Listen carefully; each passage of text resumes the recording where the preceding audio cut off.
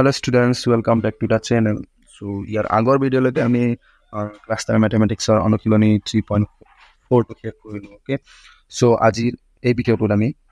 3.5 অনুশীলনীটো start কৰিব গৈ আছো আৰু 3.5 অনুশীলনটো আমাক বজ্ৰগুণন পদ্ধতিৰে কৰিব দিছে ওকে সো বজ্ৰগুণন পদ্ধতিটো অলপমান কিছুমানে টান পায় কিছুমানে সহজ পায় সো বজ্ৰগুণন পদ্ধতিটো কেনেকৈ কৰে মই শিকাই দিম তাৰ পাছত যিবিলাক কুৱেশ্যন আছে আমি সেইবোৰ আমি অপনয়ন পদ্ধতি বা প্ৰতিস্থাপন পদ্ধতিৰে কৰিম ওকে যোনটো পদ্ধতি কৰিলে তোমালোকৰ সময় বাচিব বা জলদি হ'ব সেই পদ্ধতিৰে আমি কৰিম কিছুমান ক্ষেত্ৰত বজ্ৰগুণন পদ্ধতিৰে কৰিম কিছুমান ক্ষেত্ৰত অপনয়ন পদ্ধতিৰে কৰিম আৰু কিছু ক্ষেত্ৰত আমি প্ৰতিস্থাপন পদ্ধতিৰে কৰিম ওকে মিক্স কৰিম মানে কিন্তু মই তোমালোকক শিকাই দিম এইটো কুৱেশ্যন নম্বৰ 1 ত শিকাই দিম যে বজ্ৰগুণন পদ্ধতিটো কেনেকৈ কৰিব লাগে ওকে সো আমাৰ কুৱেশ্যন নম্বৰ 1 ত কি বুলি কৈছে 3.5 ৰ কুৱেশ্যন নম্বৰ 1 ত আমাক কিছুমান সমীকৰণ দিয়া আছে আৰু যদি সমাধান আছে তেন্তে আমাক কি কৰিব দিছে সমীকৰণটো আমাক সমাধান উলিয়াব দিছে যদি নাই তেন্তে আমি উলিয়াবনে নালাগে সো কুৱেশ্যনত আমাক কি বুলি কৈছে তলৰ কোন কেইটা সমীকৰণ যিটো অদ্বিতীয় সমাধান আছে সমাধান নাই বা অসীম সংখ্যক সমাধান আছে সেইবিলাক আমি চেক কৰিব লাগে ওকে আৰু এইটো আমি কেনেকৈ চেক কৰোঁ এইটো চেক কৰাটো মই এইটো চেপ্টাৰটো ষ্টাৰ্ট কৰাৰ আগতে এটা মই MCQৰ এটা ভিডিঅ' আনিছিলোঁ সেই ভিডিঅ'ত মই বুজাই দিছোঁ যে কোনটো সমীকৰণৰ কি থাকে অদ্বিতীয় সমাধান মানে সমাধান নথকা বা অসীম সংখ্যক সমাধান আছে এই কথাটো বুজাই দিছোঁ আৰু ইম্পৰ্টেণ্ট MCQ বিলাকো মই তাত দেখাই দিছোঁ আৰু মই তাত কিছুমান ইম্পৰ্টেণ্ট কথা কৈছিলোঁ যিহেতু তোমালোকৰ মেট্ৰিক পৰীক্ষাৰ কাৰণে খুবেই প্ৰয়োজনীয় ওকে সো যদি তোমালোকে সেই ভিডিঅ'টো চোৱা নাই তেন্তে মই ডিছক্ৰিপশ্যনত লিংকটো দি দিম তাৰ পৰা চাই ল'ব পাৰা বা প্লেলিষ্টত গৈ পেলাই তোমালোকে ভিডিঅ'টো চাই ল'ব পাৰিবা ওকে সো এতিয়া বেক টু দ্য কুৱেশ্যন ইয়াত কি বুলি কৈছে যদি অদ্বিতীয় সমাধান আছে সেই ক্ষেত্ৰত বজ্ৰগুণন পদ্ধতি ব্যৱহাৰ কৰি সমাধান কৰিব লাগে আৰু যদি সমীকৰণযোৰৰ অদ্বিতীয় সমাধান আছে তেতিয়া আমি কি কৰিব লাগিব বজ্ৰগুণন পদ্ধতিৰে আমি সমীকৰণটো আমাক সমাধান কৰিব দিছে okay so let's start with the question number 1 এটা আমাৰ question number 1 ত কি দিয়া আছে x - 3y - 3 = 0 okay আৰু 3x - 9y - 2 = 0 ওকে সো যেতিয়া অদ্বিতীয় সমাধান আছে সমাধান এইটো আমি জানিব হ'লে কিছুমানে কি কৰে এইটো লাষ্টৰ যোনটো ধ্ৰুৱক পদটো থাকে এইটো সমানচিনৰ ৰাইট সাইডে থৈ দিয়ে আৰু দুটাটো মানে সমানচিনৰ ৰাইট সাইডে থৈ দিয়ে ওকে হেনেকৈ কৰিলে হ'ব বা কি কৰি ধ্ৰুৱক পদটো যদি আমি সমানচিনৰ লেফট সাইডে থওঁ তেতিয়া হ'ব কিন্তু কি কৰিব লাগিব দুটাটো সেম হ'ব লাগিব মানে এটা যদি ৰাইট সাইডে আছে এটা লেফট সাইডে আছে এনেকা নহ'ব এতিয়া চোৱা যোনটো আমাৰ -3 টো সমানচিনৰ লেফট সাইডে আছে ইয়াত -2 টো সমানচিনৰ লেফট সাইডে আছে সো আমি এইটো ইউজ কৰিব পাৰোঁ ওকে এটা যদি ৰাইট সাইডে আছে এটা লেফট সাইডে আছে তেতিয়া আমি ইউজ কৰিব নোৱাৰোঁ ওকে যদি ৰাইট সাইডে আছে দুটাও ৰাইট সাইডে হ'ব লাগিব যদি দুটাও লেফট সাইডে আছে লেফট সাইডে হ'ব লাগিব ওকে সো নাও আমি প্ৰথমতে আমি কি চেক কৰিব লাগে সমাধান আছে না এইটো চেক কৰিব লাগে হয়নে তাৰ কাৰণে আমি কি কৰোঁ a1/a2 b1/b2 এইটো আমি ওলাই লওঁ ওকে সো নাও ইয়াত আমি কি কৰিম a1/a2 ডাইৰেক্ট লিখি দিছোঁ আৰু a1 a2 এনেকৈ ওলাই থকা নাই ইয়াত আমাৰ ইয়াত a1 কিমান আছে x ৰ লগত মানে 1 পুৰণা আছে ইয়াত আমাৰ 3 আছে ওকে তাৰপিছত চাম b1/b2 আমাৰ b1/b2 কিমান আছে b1 আছে -3 আৰু b2 আছে -9 -3 -9 তো মাইনাস মাইনাস কেনসেল হৈ গ'ল 3 ৰ 9 3 বাৰ তো হৈ গ'ল এইটো আমাৰ 1/3 ওকে পাছত আছে আমাৰ c1/c2 c1 আছে আমাৰ -3 আৰু c2 আছে -2 ওকে এটা মাইনাস মাইনাস কেনসেল হৈ গ'ল তো আমি ইয়াত পালো 3/2 তো ইয়াৰ পৰা আমি কি দেখিলো যেহেতু a1/a2 টো কি হৈছে b1/b2 লগত সমান হৈ আছে বাট c1/c2 টো বেলেগ ওলাইছে 3/2 ওলাইছে হয় না এইটো মিলা নাই c1/c2 a1/a2 1/3 b1/b2 1/3 দুটা মিলি আছে a1/a2 = b1/b2 কিন্তু c1/c2 টো মিলা নাই হাতৰ লগত c1/c2 টো কি আছে 3/2 হৈ আছে তো যেহেতু এনেকুৱা হলে আমি কি বুলি কওঁ এনেকুৱা হলে কি হয় আমাৰ যদি আমি এইটো লৈখিক পদ্ধতিৰে সমাধান কৰো তেতিয়া কি আমাৰ ৰেখা দুটা কটাকটি নকৰে হয় নে কি হয় ৰেখা দুটা কি হয় সমান্তৰাল হয় a1/a2 = b1/b2 not equal to c1/c2 হলে ৰেখা দুটা সমান্তৰাল হয় আৰু ৰেখা দুটা সমান্তৰাল হলে আমাৰ কি হয় কোনো সমাধান নাথাকে সো এনেকুৱা হলে আমাৰ কি হ'ব এটাকে কোনো সমাধান নাথাকে যেতিয়া কোনো সমাধান নাথাকে তেতিয়া আমি কি কৰিব লাগিব এই সমীকৰণটো আমি সমাধান কৰিব নালাগে হয়নে এইটো সমীকৰণৰ পৰা আমি সমাধান নাপাওঁ সো ইয়াৰ পিছত আমি কুৱেশ্যন নম্বৰ 2 টো চাম ওকে সো এটা কুৱেশ্যন নম্বৰ 1 আৰু 2 টো চোৱা কুৱেশ্যন নম্বৰ 2 ত আমাক কি দিয়া আছে 2x + y = 5 আৰু ইফালে দিয়া আছে 2x - 2y = 8 সো আমি কি লিখিব পাৰোঁ 2x + y 5 টো আমি কি কৰিলো ইফালে লৈ আহিলো ওকে সো ইফালে সমানচিন ইফালে আহিলে কি হৈ যাব -5 = 0 আৰু ইফালে কি হৈ যাব 8 টো আমাৰ সু সাইডে আছিল ইফালে লৈ আহিলে 3x - 2y = -8 = কি হৈ যাব 0 ওকে ইয়াৰ পাছত আমি কি কৰিব লাগে প্ৰথমতে সমাধান আছে না এইটো আমি চেক কৰি ল'ব লাগে সো প্ৰথমতে আমি কি উলিয়াম a1/a2 উলিয়াম হয়নে a1/a2 আমাৰ কি আছে a1 আছে আমাৰ 2 a2 আছে আমাৰ 3 ওকে তাৰপিছত আমি উলিয়াম b1/b2 তো b1 আছে আমাৰ 1 আৰু b2 আছে আমাৰ 2 এতিয়া যদি আমি ভালকৈ চাওঁ a1/a2 2/3 b1/b2 1/2 তো এই দুটা আমাৰ মিলা নাই যিহেতু এই দুটা প্ৰথমতে আমাৰ নাই মিল তো আমি গোটেইকেইটা c1/c2 ওলাই থাকিবৰ দৰকাৰ নাই তো যিহেতু কি হৈ গ'ল আমাৰ a1/a2 not equal to b1/b2 তো a1/a2 not equal to b1/b2 হ'লে আমাৰ কি হ'ব সমীকৰণটোৰ কি হ'ব অদ্বিতীয় সমাধান থাকিব এটা কি হ'ব অদ্বিতীয় সমাধান থাকিব ওকে অদ্বিতীয় সমাধান থাকিব আৰু যেতিয়া অদ্বিতীয় সমাধান থাকিব তেতিয়া আমি কি কৰিব লাগিব বজ্ৰগুণন পদ্ধতিতে আমি এতিয়া সমাধান উলিয়াব লাগিব সো এটা বজ্ৰগুণন পদ্ধতিতে আমি সমাধান কেনেকৈ উলিয়াম ইয়াত চাই লওক প্ৰথমতে আমি কি লিখিম ইয়াত x লিখিম তাৰপিছত আমি y লিখিম তাৰপিছত আমি 1 লিখিম ওকে তাৰপিছত আৰু b ৰ পৰা ষ্টাৰ্ট হ'ব b c তাৰপিছত আকৌ a তাৰপিছত আকৌ b ওকে এইটো তোমালোকে লিখিলেও হ'ব বা নিলিখিলেও হ'ব প্ৰথমতে b ৰ পৰা ষ্টাৰ্ট হ'ব তাৰপিছত c তাৰপিছত a আকৌ b ইয়াত ধৰি যোৱা এইটো a হয় এইটো b হয় তাৰপিছত এইটো c হয় সো এইটো কি হৈ থাকে এইটো এনেকৈ ৰিপিট হৈ থাকে ইয়াৰ পিছত b আহে b ৰ পিছত c আহে c ৰ পিছত a আহে a ৰ পিছত b আহে এনেকৈ ৰাউণ্ড হৈ থাকে মানে ঘূৰি থাকে b তাৰপিছত c পিছত a পিছত b আকৌ b c a b এনেকৈ থাকে ওকে সো এইটো মনত ৰাখিলে তোমালোকে এইটো মনত ৰাখিব পাৰিবা b ৰ পৰা ষ্টাৰ্ট হ'ব তাৰপিছত c আহিব c ৰ পাছত কি আহে আকৌ a আহে তাৰপিছত আকৌ b আহে ওকে সো ইয়াত আমি এতিয়া কি কৰিম ইয়াত b c a b যোনটো কিয় লিখিলোঁ মই ইয়াত b তলত আমি b1 b2 ৰ মান লিখিম c ৰ তলে আমি c1 c2 ৰ মান লিখিম a ৰ তলে a1 a2 ৰ মান লিখিম আকৌ b ৰ তলে b1 b2 ৰ মান লিখিম ওকে সো প্ৰথমতে আমাৰ b তো b1 আৰু b2 ৰ মান লিখিম b1 চোৱা ইয়াত আমাৰ 1 y লগত 1 আছে আৰু b2 আছে আমাৰ 2 তো আমি লিখিম কি 1 আৰু 2 ওকে তাৰপিছত আকৌ c আছে ইয়াত আমাৰ c1 -5 আৰু c2 আছে -8 c1 আছে -5 c2 আছে -8 তাৰপিছত আকৌ a আছে আমাৰ 2 a1 2 আছে আৰু a2 আছে 3 2 আৰু 3 তাৰপিছত আকৌ b ৰ মান আছে b 1 আৰু 2 আছে না 1 আৰু সেইটো আমি এনেকৈ ইয়াত কাৰ্চিন দি দিম ওকে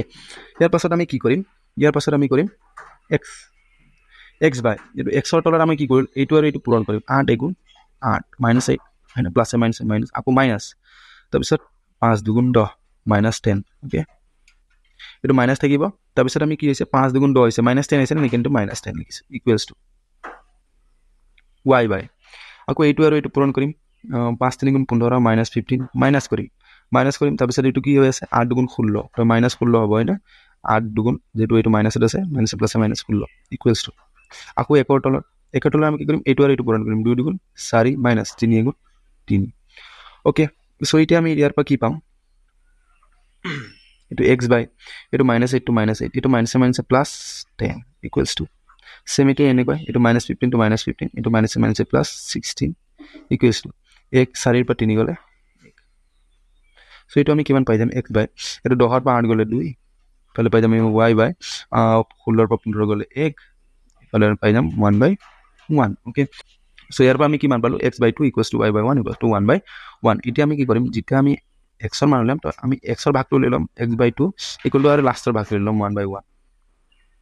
সো কি হৈ যাব x আৰু 1 পূৰণ বজ্ৰ পূৰণ x আৰু 2 * 2 তো x ৰ মান পাই গ'লো আমি 2 আৰু যেতিয়া আমি y ৰ মান ল'ম y ৰ কি আছে y/1 আৰু লাষ্টৰ ভাগটো লৈ ল'ম 1/1 ইয়াৰ পৰা কি 1 আৰু x পূৰণ y পূৰণ y আৰু 1 আৰু y পূৰণ okay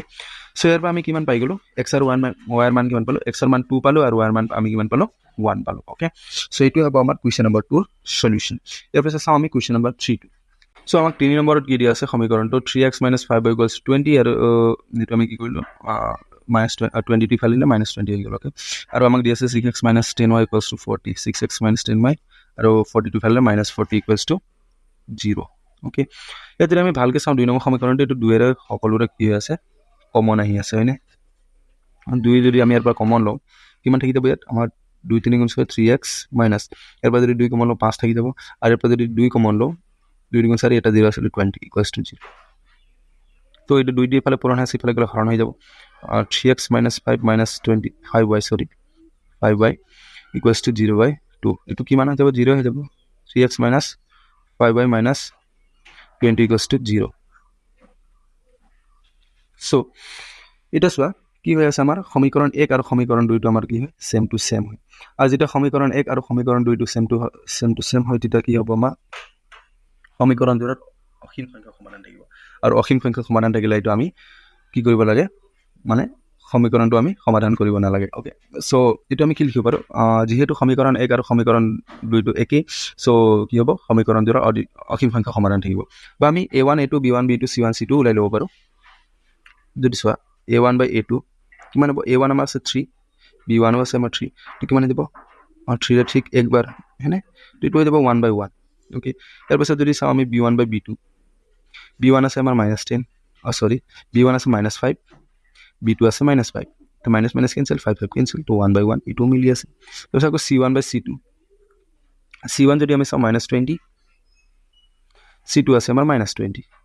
to minus minus cancel 20 20 cancel to 1 by 1 হয় না তো কি হৈ আছে a1 by a2 b1 by b2 equal to c1 by c2 আছে তো কি হ'ব অসীম সংখ্যক সমাধান থাকিব যেহেতু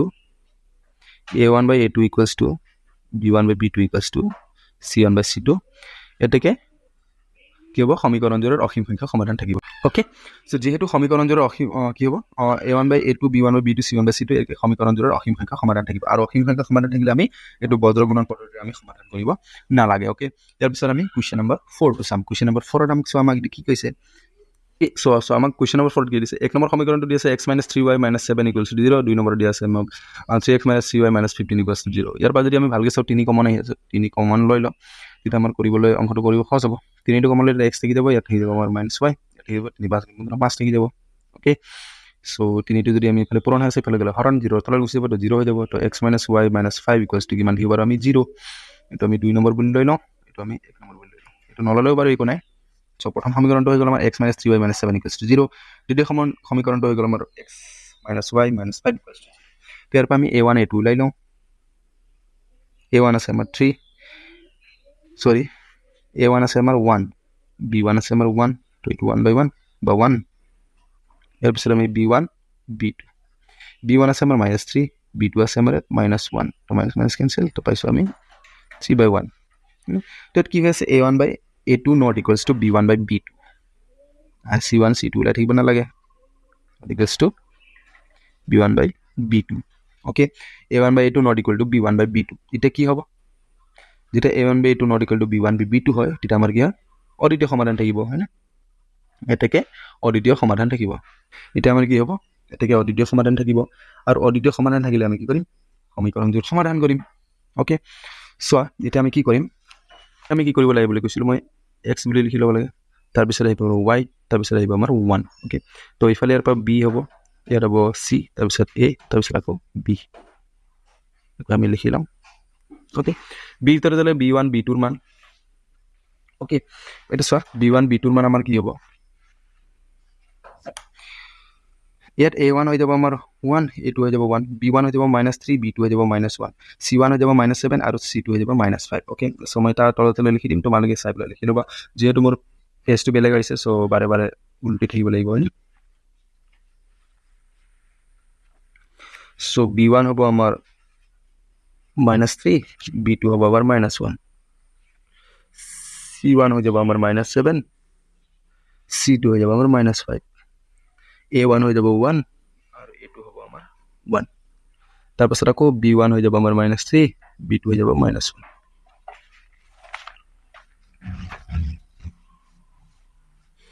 ওকে সো মই ভালকে চাই পেলাই লিখি ললো মানবিলাক এটা আমি কি কৰিম এটো ইয়াৰ এনেকৈ কাৰ্স দিম হয়নে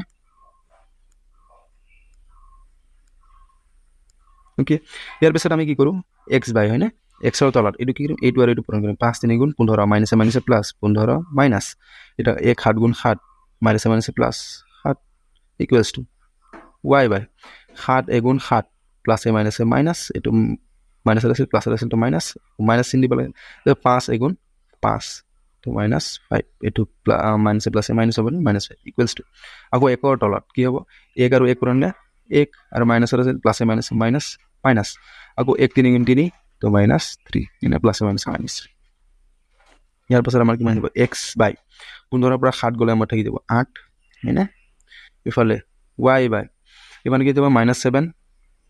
এটো minus minus plus 5 equals to ইফালে 1 বাই কিমান হৈ যাব এটো -1 to -1 এটো minus minus plus 3 okay so এটো আমি কিমান লিখিব পাৰো x by 8 equals to y by ইফালে -7 plus 5 হলে কিমান 7 ৰ পৰা 5 গলে 2 মাইনাস এটো ডাঙৰ আছে মাইনাস equals to ইফালে 3 ৰ পৰা 1 গলে 2 হয় না এটা আমি কি কৰিম নাও যেটা আমি x ৰ মান লইলাম x ৰ ভাগটো লইলাম আৰু লাষ্টৰ ভাগটো লইলাম মানে 1/2 ওকে 2 এৰ আমি 8 কাৰিব পাৰো 2 4 গুণ 8 ইফালে 1 আৰু ইয়াত 1 থাকি গল হয় না 1 আৰু x পূৰণ হলে x বজ্ৰ পূৰণ আৰু ইফালে 4 এৰ 1 পূৰণ 4 তো এটা আমি x এৰ মান পাই গেল 4 তাৰপিছত আমি যেতিয়া y এৰ মানটো উলাম তেতিয়া আমি y এৰ ভাগটো লিখিম y/-2 আৰু লাষ্টৰ ভাগটো আইনো 1/2 তো 2 এৰ 2 একবাৰ তো এটো কিমান হৈ যাব y আৰু 1 পূৰণ হলে ইফালে 1 আছিল না y আৰু 1 পূৰণ হলে y equals to -1 আৰু 1 পূৰণ হলে -1 তো এটোই হ'ব আমাৰ x আৰু y এৰ মান ওকে আমি x এৰ মান কিমান পালো 4 আৰু y এৰ মান পালো আমি -1 আছে